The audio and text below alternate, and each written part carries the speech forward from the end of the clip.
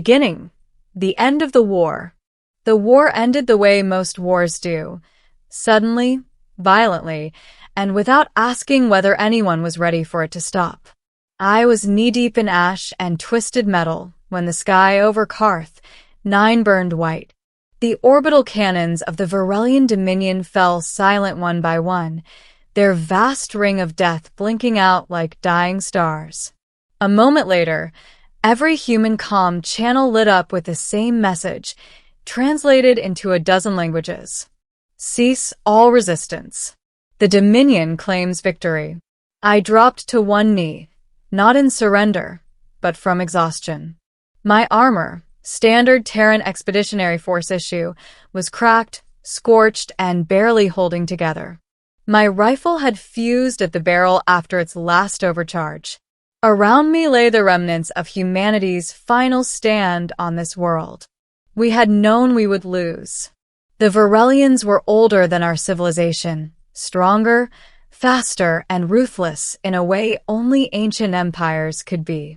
Their warriors stood taller than humans, their pale silver skin marked with ritual scars that glowed faintly when they fought. Their technology made ours look like toys held together with hope and desperation. Still, we fought, because humans always do. Armored figures emerged from the smoke, Varelian honor guard, blades humming at their sides, eyes glowing with cold victory. I forced myself to stand, straightening despite the pain screaming through my ribs. One of them spoke, his voice metallic and calm. Lay down your weapon, human. The battle is over.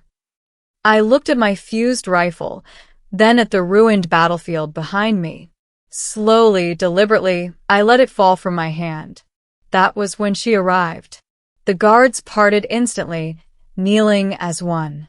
The air itself seemed to shift, charged with something heavy and ancient. A tall figure stepped forward, her armor unlike anything I had seen, ornate, dark obsidian edged with living gold, etched with symbols that pulsed like a heartbeat. Her eyes locked onto mine. They were not cold. They were assessing. She removed her helm, revealing a face both alien and impossibly regal. Long silver-white hair fell freely down her back, and her gaze carried the weight of command that did not need to be spoken. I knew who she was before anyone said her name. Empress Valisara of the Varelian Dominion. The woman who had conquered 12 star systems. The woman who had ended our war. She looked at the battlefield, then back at me. You fought alone, she said. Your unit fell hours ago. They did, I replied, my voice hoarse. Didn't see the point in running. A ripple of murmurs passed through her court. Valisara studied me for a long moment. Then she raised her hand.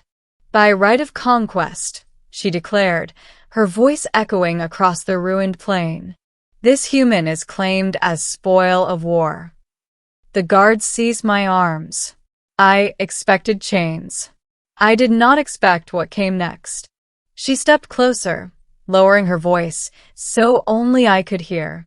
And now, she said calmly, I will ask you to become my husband. Middle, a human among conquerors. The transport carried me not to a prison cell, but to the Imperial Citadel, an impossible structure carved into the floating black stone cliffs above the capital city. Entire districts hung suspended in the air, connected by bridges of light and gravity fields that hummed softly beneath our feet. I was escorted through halls lined with alien nobility who stared openly, some with curiosity, some with disgust. A human, alive, unchained, walking beside the Empress. Inside the council chamber, Valisara dismissed her guards and gestured for me to sit. I didn't. I'm not agreeing to anything, I said carefully. Not until I understand why. Her lips curved slightly. You misunderstand. I am not commanding you. I am asking. That alone shook me more than the battle. She explained their laws then, how Varelian culture viewed conquest not merely as domination, but as inheritance. A conquered enemy of exceptional valor could be claimed, not as a slave, but as a bonded asset, someone whose strength enhanced the ruling house. You stood alone against overwhelming force, she said. That is revered in our culture. And marriage? I asked. Her expression grew distant. Our empire is powerful, but stagnant. We have no equals left to challenge us, and stagnation is death for a warrior people. She looked directly at me. Humans fight even when they know they will lose. You adapt. You resist. You surprise. The council erupted when she announced her intent publicly. Nobles shouted. Generals objected. Priests invoked ancient doctrine.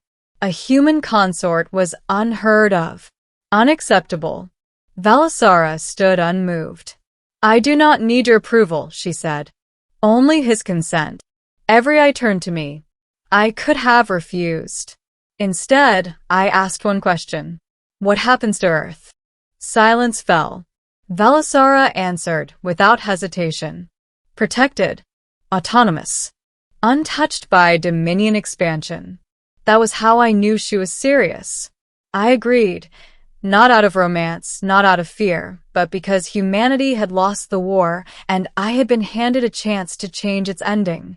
The days that followed were a trial by fire. Varelian nobles tested me openly. Warriors challenged me in training arenas. Scholars questioned my intelligence, my biology, my worth. I failed often, but I learned.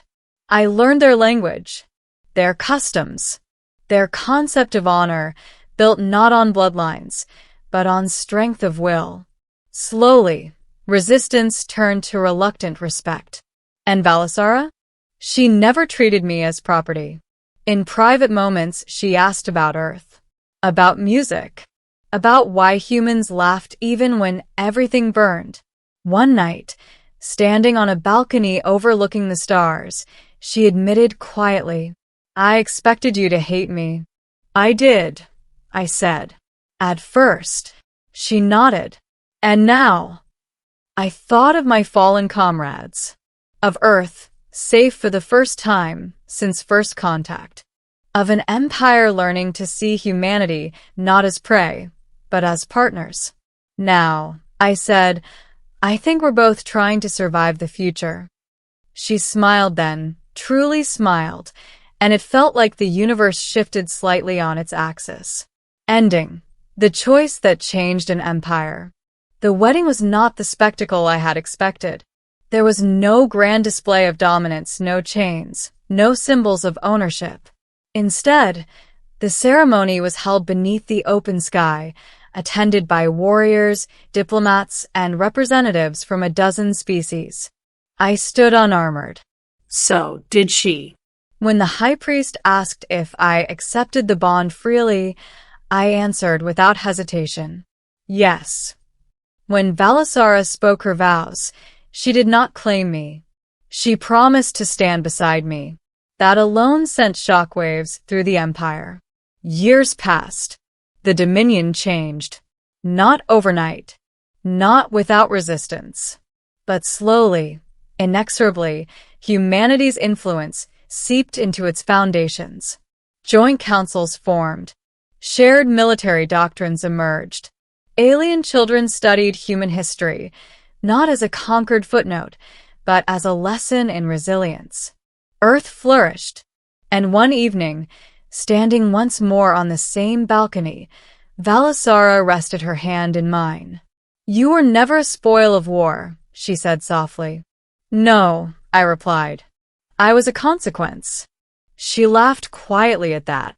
Together, we watched the stars, not as conqueror and captive, but as equals shaping something new. A future born not from victory or defeat, but from a choice neither side had ever expected. The end.